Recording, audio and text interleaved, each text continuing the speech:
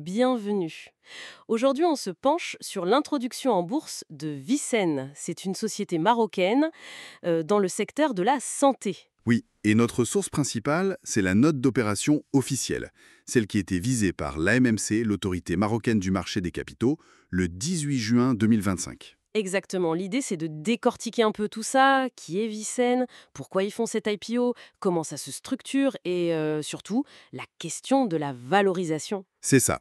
C'est une bonne occasion de voir comment ça marche, une entrée en bourse au Maroc, avec un cas concret dans la santé. Et avant de plonger, un petit rappel important qui figure dans la note d'ailleurs. Ah oui, tout à fait. L'avertissement habituel mais crucial. Investir en actions, ça comporte des risques. On peut perdre une partie, voire la totalité de son capital. C'est bon de le rappeler. Voilà, c'est dit. Alors Vicen, qui sont-ils exactement? Alors, Vicen, c'est une société qui est basée à Rabat, très active dans la santé. Ils font pas mal de choses différentes. Ah oui, c'est-à-dire? Ils fournissent des équipements médicaux pour les hôpitaux, l'imagerie, la radiothérapie, les labos. Ils ont aussi des consommables, des services de maintenance. Ils gèrent même les déchets médicaux et ils ont une activité à l'international aussi. D'accord, assez diversifié donc. Et la note parle d'un contexte porteur au Maroc. Une réforme. Oui, la réforme des groupements sanitaires territoriaux, les fameux GST, l'idée c'est de réorganiser le système de santé, de le moderniser au niveau régional. C'est un peu le pari. D'ailleurs, la société est présidée par Adil Benani. Et ils sont bien entourés. CFG Finance, Valoris comme conseiller financier, BDO, EY pour les comptes. Ok, on voit mieux qui ils sont. Maintenant, l'opération elle-même. Comment elle se présente, cette introduction en bourse? Alors c'est une introduction sur le marché principal de la bourse de Casa. Le mécanisme, c'est une augmentation de capital. Ils veulent lever de l'argent frais donc. Exactement. L'objectif, c'est environ 500 millions de dirhams. Pour ça, ils émettent un peu plus de 2,1 millions d'actions nouvelles. Et le prix, il est fixé comment? Le prix est fixé à 236 dirhams par action. La valeur nominale est de 50 dirhams. Donc il y a une prime d'émission de 186 dirhams. 236 dirhams. Et pour les gens intéressés, ça se passe quand? Alors, attention, la période de souscription est assez courte. C'est du 30 juin au 4 juillet 2025. Et si tout va bien, première cotation le 15 juillet. Le ticker sera VCN. D'accord. Et tout le monde peut souscrire?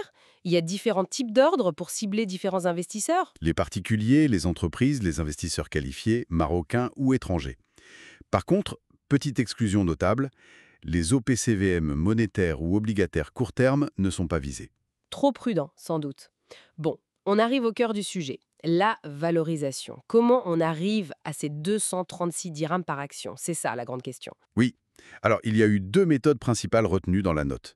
D'abord, la méthode classique, l'actualisation des flux de trésorerie futurs. Le DCF. Le DCF, d'accord. Et la deuxième? La deuxième, c'est plus direct. C'est une référence transactionnelle. En fait, il y a eu une augmentation de capital juste avant, en mars 2025, Ah oui. et elle s'est faite exactement à ce prix-là, 236 dirhams. Donc, ça donne une sorte de validation par le marché, même si c'était privé. Intéressant. Et si on compare les deux, le DCF et cette transaction? Et c'est là que ça devient notable. Le DCF, lui, il donne une valeur par action bien plus haute, autour de 326 dirhams. Ah oui, quand même. 326 contre 236. Ça fait une décote de presque 28% sur le prix de l'offre par rapport au DCF. Exactement. Une décote de moins 27,6%, pour être précis. Et ça, comment on l'explique? C'est courant une telle différence?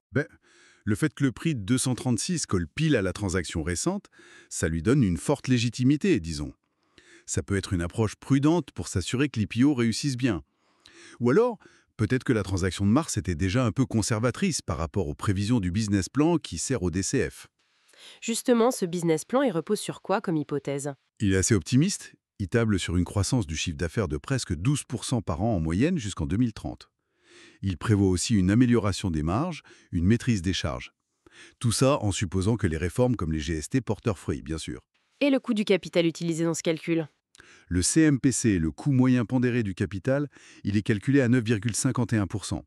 C'est le taux de rentabilité attendu par les investisseurs en gros. D'accord. Et si on revient au prix de 236 dirhams, ça donne quoi en termes de multiples? PEE, EVEBD? Alors sur la base des estimations pour 2025, on aurait un PE, cours sur bénéfice de 14,6 fois, et un ratio EVEB non. Valeur d'entreprise sur EBE retraité du Crédit Bail de 8,7 fois. Ce sont des repères pour les investisseurs. Ok. Et pour finir, quelques points sur ce qui se passe après l'IPO. L'actionnariat, les dividendes. Oui, alors après l'opération, le public aura environ 20,7% du capital. C'est ce qu'on appelle le flottant. Point important, les gros actionnaires historiques, ils s'engagent à garder leurs actions pendant au moins 3 ans. C'est un engagement de conservation, un lock-up. C'est plutôt un bon signe, ça. Et les dividendes? La société a donné une indication. Elle viserait à distribuer entre 40% et 60% de son résultat net chaque année. Bon, ça reste indicatif, hein. Et bien sûr, la gouvernance va devoir s'adapter aux règles des sociétés cotées. Donc, pour résumer, Vicenne cherche des fonds pour grandir, dans un secteur de la santé marocain qui bouge beaucoup. La Valo semble prudente si on regarde le DCF, mais elle est calée sur une transaction récente. Et les actionnaires historiques restent engagés. C'est tout à fait ça. Une étape importante pour eux et une nouvelle option d'investissement sur la place de Casa. Et pour laisser nos auditeurs avec une question, au-delà des chiffres de l'IPO elle-même, est-ce que la réussite future de Vicenne en bourse ne pourrait pas être en quelque sorte un indicateur? Ah, un baromètre de l'efficacité réelle de ces grandes réformes de la santé au Maroc, comme celle des GST. Qu'est-ce que ça dira de la transformation du système radio? Voilà, matière à réflexion.